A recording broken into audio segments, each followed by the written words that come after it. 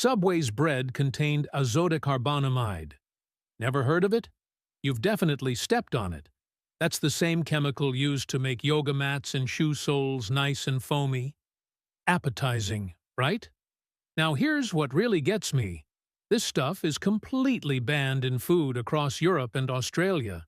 They looked at it and said absolutely not. But the FDA?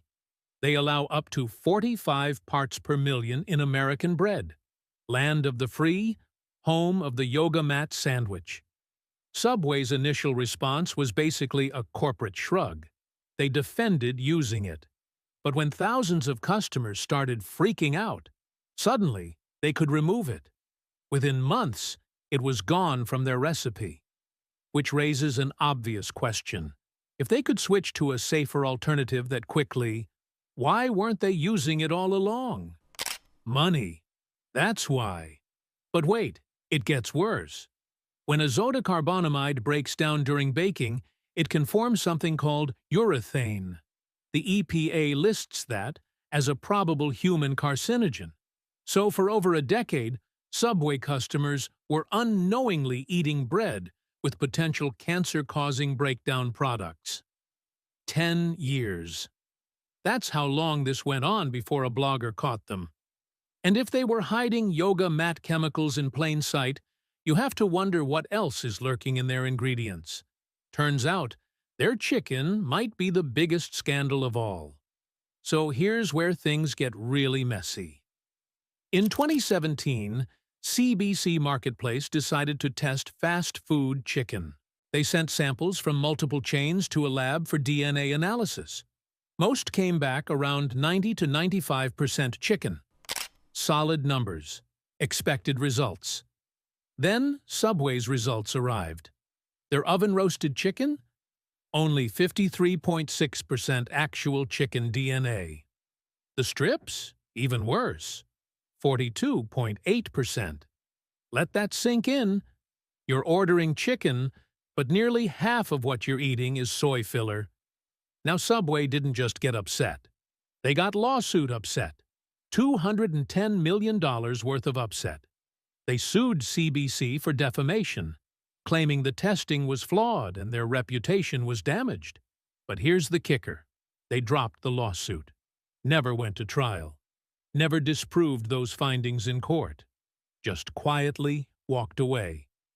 For comparison, real chicken breast from your grocery store tests at 100% chicken DNA, because that's what chicken is supposed to be. Chicken.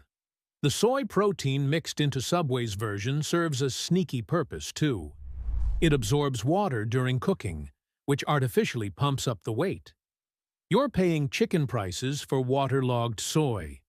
When confronted, Subway claimed their own internal tests showed 100% chicken content. Totally legit chicken, they promised. But when asked to share their testing methods, crickets. When asked to allow independent verification, more crickets. And the sodium hiding in these meat products? That's a whole different health nightmare waiting ahead. Here's where things get genuinely dangerous. Every food safety expert will tell you the same thing. Keep cold food below 40 degrees. Keep hot food above 140. Anything between those temperatures? That's the danger zone. Bacteria doubles every 20 minutes in that range. And Subway's setup practically invites temperature problems. Those open-top meat containers behind the counter?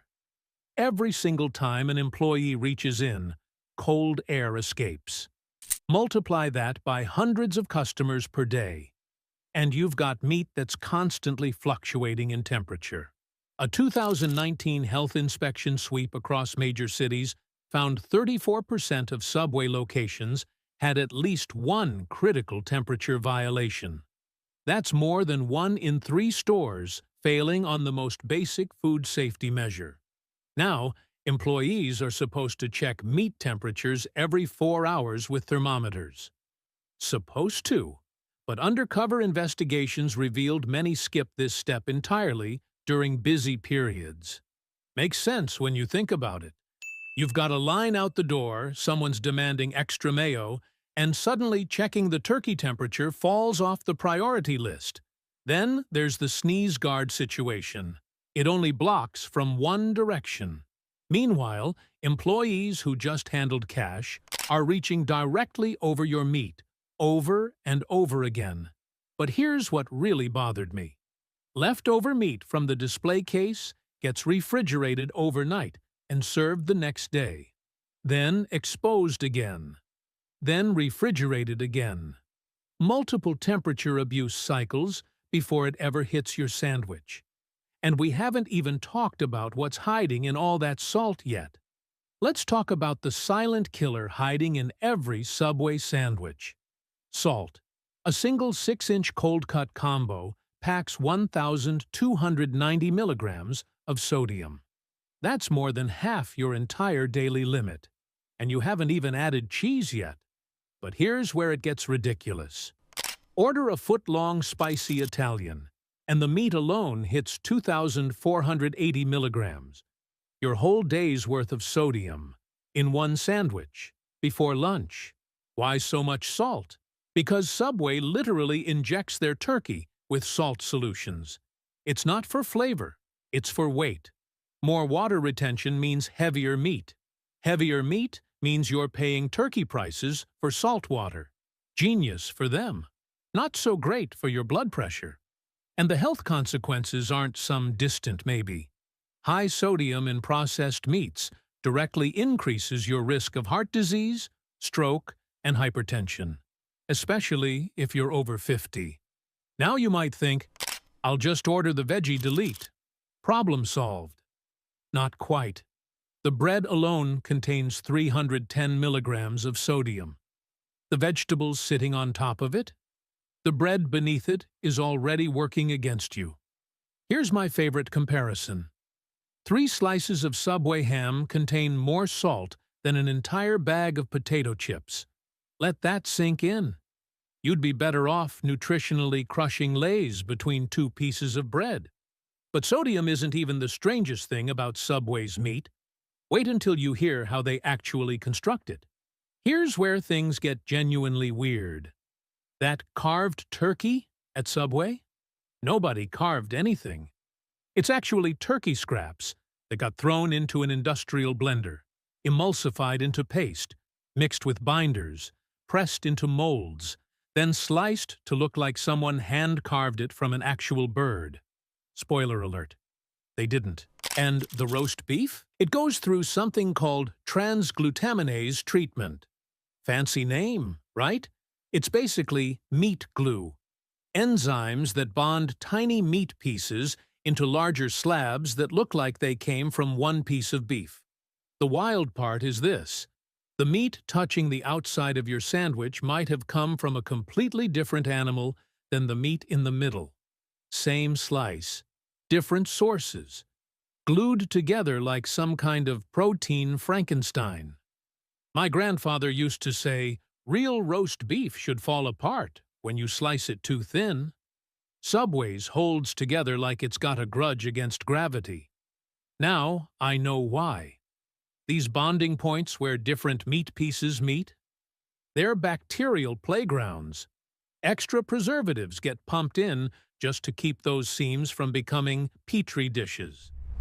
Ever wonder why every single Subway meat slice is perfectly circular? Nature doesn't do perfect circles. Your forearm isn't perfectly round. A turkey breast definitely isn't. That geometric precision is the fingerprint of industrial molds pressing mystery scraps into uniform shapes. The industry actually has a term for this: reformed meat. But here's what they really don't want you thinking about. What exactly goes into that tuna? Now here's where things get really fishy. Literally. In 2021, the New York Times decided to test Subway's tuna. They sent samples from multiple locations to a marine biology lab. The results? No identifiable tuna DNA. None. 0. The lab's conclusion was brutal. They said the tuna was so heavily processed that whatever meat was there wasn't identifiable anymore. That's science speak for, we have no idea what you're eating. But wait, it gets weirder. A separate lawsuit popped up claiming Subway's tuna was actually a mixture of various concoctions that do not constitute tuna.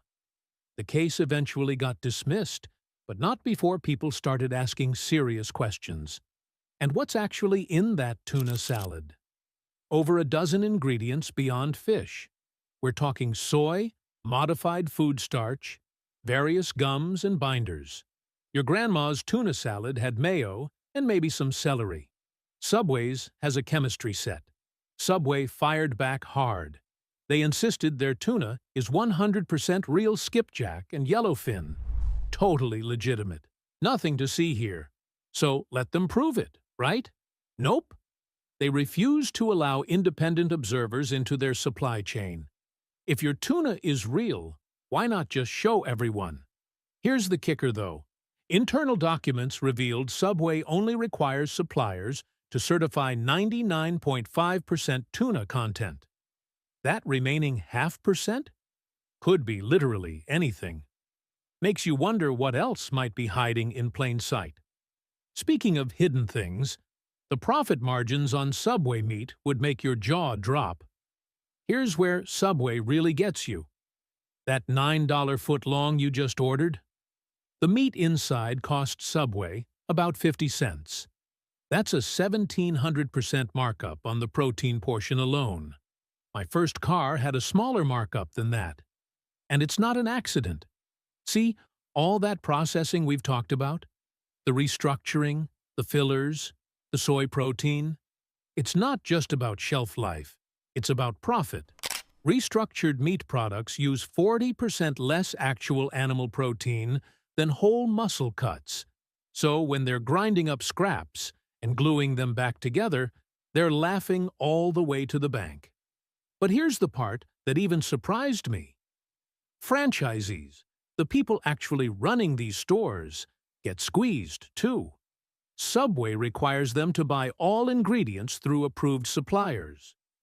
Fair enough, right? Except those suppliers charge 15 to 20% above market rates. The company makes money selling franchise rights, then makes money again on every single delivery. Meanwhile, you could make a better sandwich at home. Real deli meat from your grocery store, actual bread, fresh vegetables. Total cost? About $2.50. And you'd get meat that didn't require a chemistry degree to understand the ingredients list. The profit margin on Subway's meats approaches 85%. Traditional delis using whole muscle cuts? They're working with 30 to 40% margins. So you're paying premium prices for economy-grade ingredients. But the markup isn't even the worst part. Wait until you hear what happens to that meat while it sits in that glass display case all day. Now, here's where things get genuinely gross. That glass display case looks clean, professional even. But what's happening to those meats under that lighting? Nothing good. Fluorescent lights cause oxidation. Sounds fancy, but it basically means the vitamins in that meat start breaking down within hours. Studies show deli meats lose up to 25% of their B vitamins within 48 hours of being sliced and displayed. You're paying for nutrition that's literally evaporating under the lights.